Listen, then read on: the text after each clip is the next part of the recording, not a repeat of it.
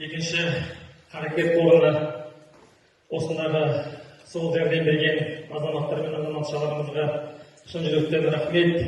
Әкпе мына үйлеріңіз құтты болсын, іші берекеге толсын, ұлдарыңыз көп болсын, уайымдылығыңыз жоқ болсын, қыздарыңыз да көп болсын. Алла Тағала сол ұрпақтардың барлығын ізгі, тақуа, еліне, жеріне, отанына қызмет ететін азаматтардан болсын. Жігіттер аты үмітелі ғой.